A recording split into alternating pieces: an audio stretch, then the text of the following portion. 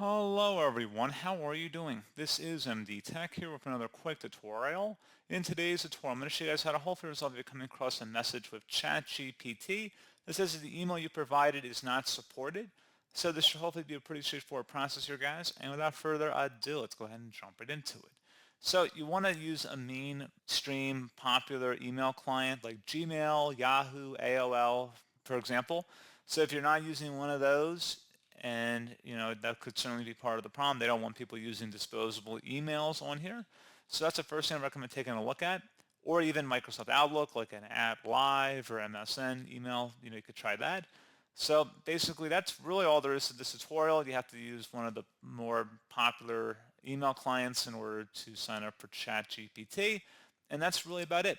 So pretty straightforward process, guys. I do hope I was able to help you out, and I do look forward to catching you all in the next tutorial. Goodbye.